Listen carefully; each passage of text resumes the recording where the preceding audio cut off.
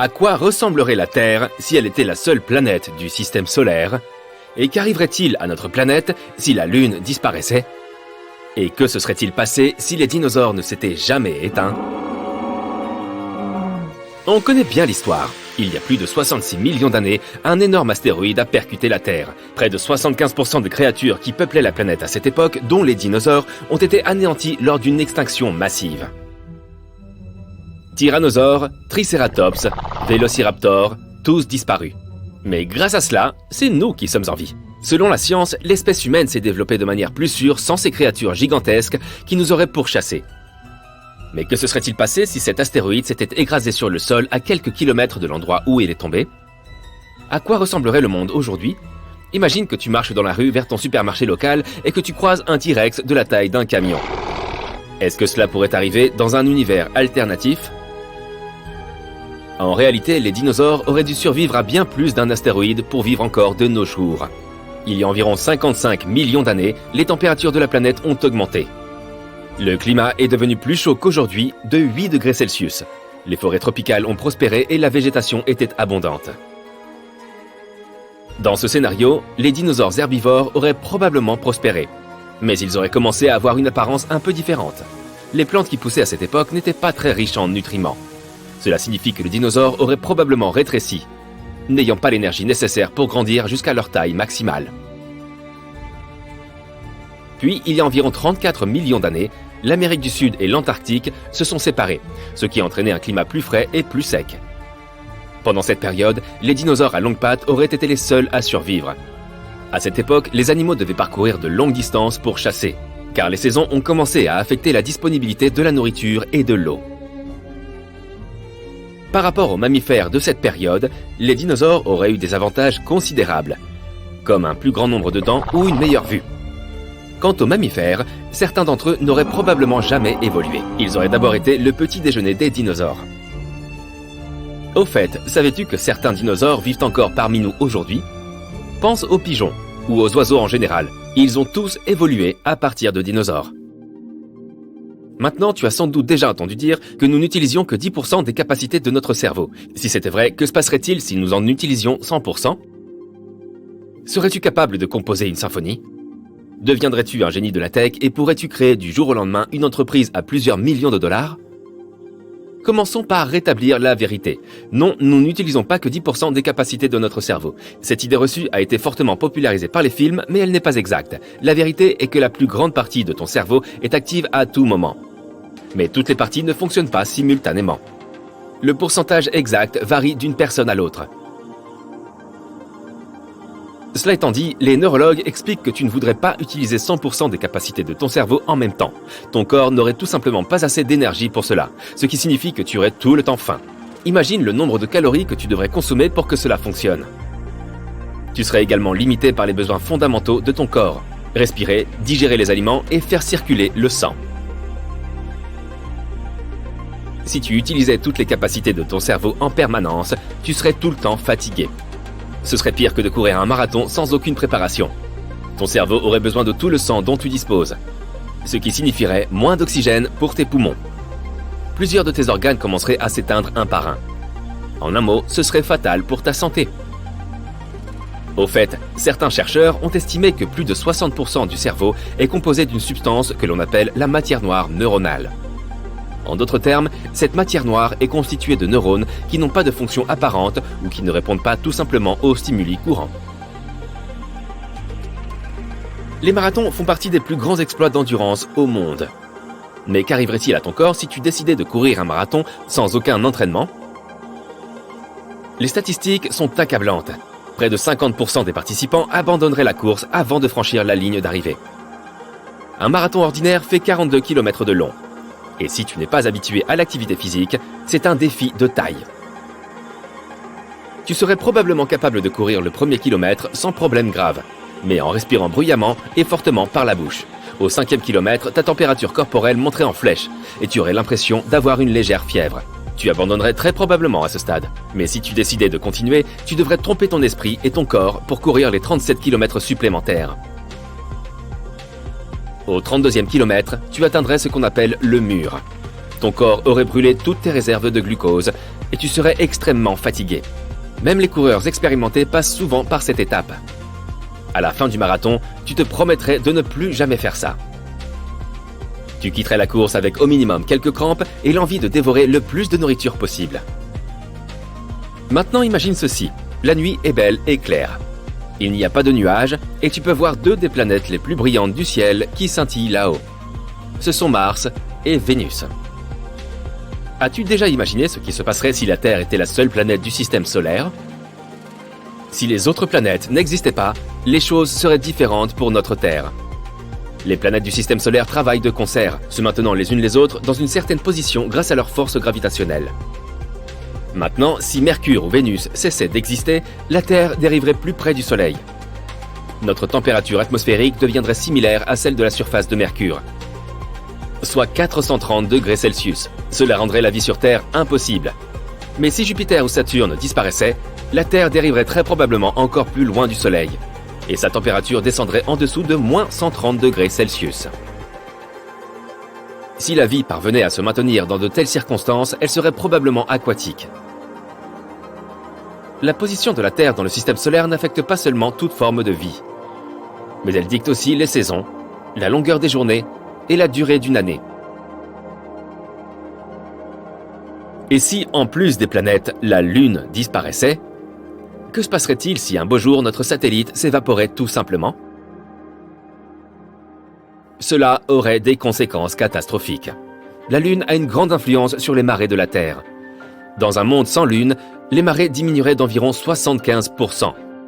Cela affecterait grandement les crabes, les moules et les escargots de mer qui vivent dans les zones de marée. Cela perturberait donc le régime alimentaire des animaux plus gros. Finalement, cela affecterait des écosystèmes côtiers entiers. Le climat de la Terre changerait aussi. Les marées et les courants aident à mélanger l'eau froide de l'Arctique avec l'eau plus chaude des tropiques, stabilisant ainsi le climat dans le monde entier. Les prévisions météorologiques deviendraient presque impossibles. Et la différence de température entre les endroits les plus chauds et les plus froids de la Terre deviendrait extrême. L'absence de la Lune influencerait également l'inclinaison de la Terre. Actuellement, la Terre est inclinée sur son axe à un angle de 23,5 degrés, principalement à cause de la gravité de la Lune. Sans la Lune, l'axe de la Terre oscillerait entre 10 et 45 degrés. Les scientifiques pensent que même une légère différence dans l'inclinaison de la Terre pourrait provoquer d'énormes changements, comme une période glaciaire. En plus de cela, un ciel sans Lune bouleverserait la vie de nombreux animaux nocturnes. Les papillons de nuit ont évolué pour se diriger en utilisant la lumière de la Lune et des étoiles. Les bébés tortues utilisent la lumière de la Lune pour trouver leur chemin vers l'océan. Différents animaux comptent à la fois sur l'obscurité et sur une petite quantité de lumière lunaire pour chasser efficacement. Et maintenant, que dirais-tu de voyager dans le temps et d'imaginer ce qui se passerait si tu vivais en Égypte ancienne ? Cette civilisation a perduré plus de 3000 ans. On doit aux anciens Égyptiens la construction de certains des symboles les plus reconnus au monde. Les pyramides de Gizeh. Si tu avais vécu en Égypte ancienne, tu aurais été témoin d'une époque d'énormes percées scientifiques et mathématiques. Les anciens Égyptiens s'organisaient en structures sociales strictes. Tu aurais donc probablement dû t'intégrer dans l'une d'entre elles. Tu serais né ouvrier, fermier ou spécialiste, c'est-à-dire soldat, marin ou précepteur. Ou bien tu aurais fait partie de l'élite égyptienne. Si tu avais été fermier, tu aurais probablement vécu dans une maison faite de briques de terre. Tu aurais eu un four en pierre et tu aurais conservé tes aliments dans une fosse creusée dans le sol. Tu aurais passé tes journées à t'occuper de champs au bord du Nil ou du bétail et des canards. Les jours d'impôt, tu aurais emballé une partie de ta récolte et l'aurais apportée au temple en guise de paiement pour l'utilisation des terres. Si tu avais fait partie de l'élite, tu aurais passé la plupart de tes journées à des banquets. Tu serais paré d'or et de pierres semi-précieuses, affichant toute ta richesse. Si tu avais vécu dans l'Égypte ancienne, tu aurais peut-être été l'un de ceux qui ont inventé la table. Et oui, avant les Égyptiens, les tables n'existaient pas. Cette invention est apparue comme un moyen de garder la nourriture hors du sol.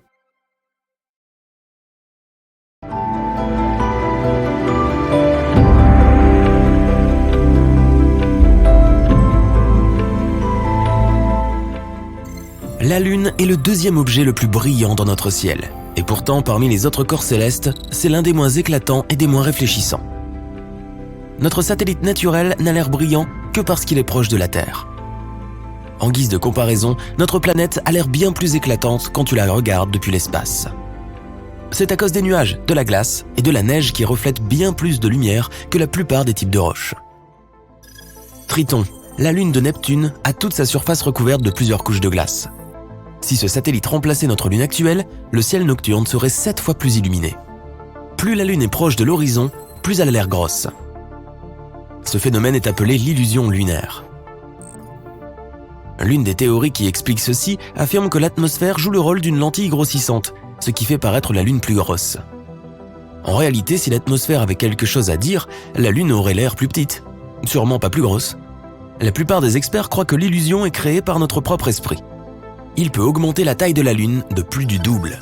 Quand le satellite de la Terre est assez haut dans le ciel, tu n'as pas de repère visuel pour t'indiquer sa distance. Mais quand elle est proche de l'horizon, tu peux voir des objets alentour en détail. Cela donne l'impression que la Lune est plus grosse, mais ce n'est qu'une des nombreuses théories expliquant le phénomène. D'ailleurs, tu peux t'amuser à vérifier cette illusion si tu te penches en arrière et que tu regardes la Lune à l'envers, à travers tes jambes. Il y a 2 ou 3 ans, un astéroïde a été projeté dans l'orbite de la Terre et a commencé à voyager autour de la planète. Même s'il n'est pas plus gros qu'une voiture de taille standard, c'est quand même quelque chose. Parmi les plus d'1 million d'astéroïdes que les astronomes ont recensés, ce n'est que le 2e à orbiter autour de notre planète. Appelé 2020 CD3, c'est notre mini-lune temporaire. Elle ne sera pas avec nous pour longtemps, ceci dit.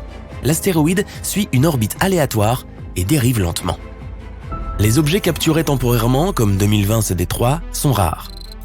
Ils doivent avoir une trajectoire et une vitesse spécifiques pour être captés par la force gravitationnelle de la Terre. Sinon, ils atterrissent et explosent contre une autre planète ou foncent dans une autre direction. Le phénomène lunaire transitoire est l'une des choses les plus énigmatiques à se produire sur la Lune. C'est un changement très furtif de lumière, de couleur ou d'un autre élément à la surface de notre satellite. Très couramment, ce sont des éclairs de lumière aléatoires. Les astronomes ont observé ce phénomène depuis les années 1950. Ils ont remarqué que les flashs arrivaient au hasard. Parfois, ils peuvent avoir lieu plusieurs fois par semaine. Ensuite, ils disparaissent pendant plusieurs mois. Certains d'entre eux ne durent pas plus de quelques minutes, mais d'autres ont duré des heures. En 1969, un jour avant l'alunissage d'Apollo 11, l'un des participants à la mission a remarqué qu'une partie du satellite naturel était plus illuminée que le paysage alentour. On aurait dit que cette zone avait une sorte de lumière fluorescente.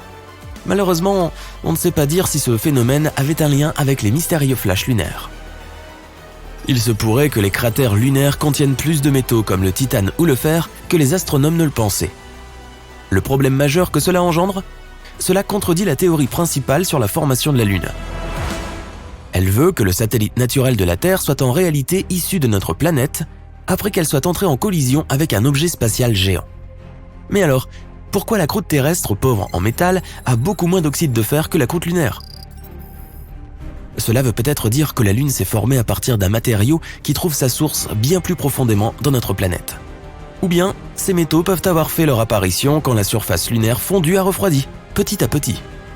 La gravité de la Lune équivaut environ à 17% de la gravité terrestre. Si tu pesais 90 kg sur ta planète d'origine, sur la Lune, ton poids serait ramené à environ 15 kg.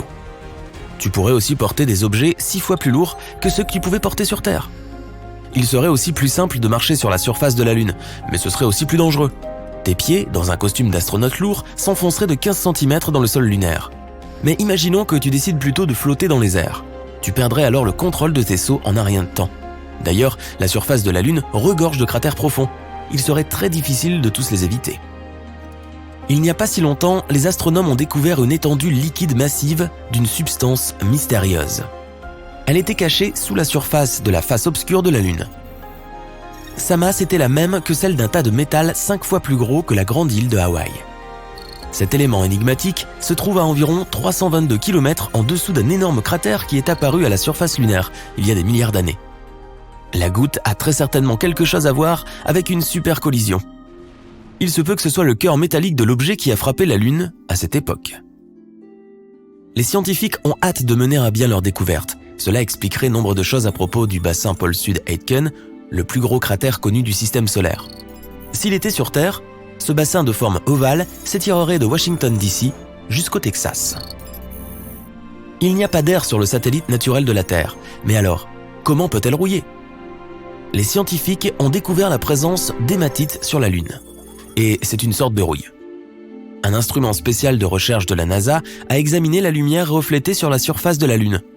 Il se trouve que la composition des pôles du satellite était très différente du reste. La surface de la Lune est dotée de rochers riches en fer. Mais sans oxygène ni eau liquide, la rouille ne peut apparaître. Les vents solaires sont venus s'ajouter au mystère. Ils ont bombardé la Lune d'hydrogène. Et l'hydrogène rend la formation de l'hématite encore plus difficile. Mais même si la Lune n'a pas d'atmosphère, elle comporte toujours des traces d'oxygène. Sa source est la couche supérieure de notre atmosphère. La Terre protège aussi la Lune d'environ 100% des vents solaires, même si ce n'est pas tout le temps. Et même si notre satellite naturel est né sec, il se peut qu'il y ait de l'eau gelée dans les cratères ombragés de son autre facette. La Lune n'est pas une sphère parfaite, elle est en forme d'œuf. De plus, la masse centrale du satellite est décalée d'un peu plus d'1,6 km de son centre géométrique. La Terre et la Lune s'orientent graduellement vers différentes directions, aussi lentement que nos ongles poussent. C'est le revers de la médaille de la force gravitationnelle du satellite. La Lune crée des marées dans les océans de la Terre. Il repousse la Lune. En retour, cela la fait bouger vers une orbite plus haute. Dans les temps préhistoriques, la Lune était bien plus proche de notre planète qu'elle ne l'est aujourd'hui. Heureusement, nous n'allons pas perdre la Lune. Plus elle va loin, plus sa force gravitationnelle s'affaiblit. Cela veut dire que bientôt notre planète ne repoussera plus la Lune avec autant de force. Il y a très peu d'activité à l'intérieur de la Lune. De plus, il n'y a presque pas d'atmosphère autour. C'est pour cela que les scientifiques peuvent retracer les impacts de cratères qui se trouvent à la surface à plusieurs milliards d'années. En donnant un âge à ces cratères, les astronomes ont découvert que la Lune, ainsi que notre planète, avaient connu un grand bombardement tardif il y a environ 4 milliards d'années. Cet événement est aussi connu sous le nom de cataclysme lunaire. Cet intervalle a duré plusieurs centaines de millions d'années. À ce moment, un nombre incroyablement élevé d'astéroïdes est entré en collision avec la Terre, Mercure, Mars et Vénus. Il y a peut-être un labyrinthe de tunnels de lave sur la Lune. Il n'y a pas si longtemps, les astronomes ont reçu les résultats d'une topographie lunaire souterraine. Ils ont découvert une caverne massive sous la surface du satellite. D'environ 48 km de long et 96 km de large, la grotte pourrait bien être le résultat d'une activité volcanique datant de 3 milliards d'années. Après que les flux de lave ont durci, ils ont créé une croûte épaisse et solide à l'extérieur. Mais à l'intérieur, la lave a continué de s'écouler, faisant fondre la roche et créant des tunnels et des grottes. Bon nombre de trous découverts à la surface de la Lune par la NASA pourraient être les ouvertures de tunnels de lave. L'orbite de la Lune autour de la Terre ne forme pas un cercle, elle est ovale. C'est pour cela que la distance entre notre planète et le satellite varie d'une distance de 362 000 km à plus de 402 000 km. Il y a une très légère activité sismique à l'intérieur de la Lune. Pourtant, les mini-tremblements de Lune, causés par la force gravitationnelle de notre planète, se passent parfois à plusieurs kilomètres en dessous de sa surface. Ensuite, de petits craquements et fractures apparaissent sur la croûte et des gaz s'en échappent.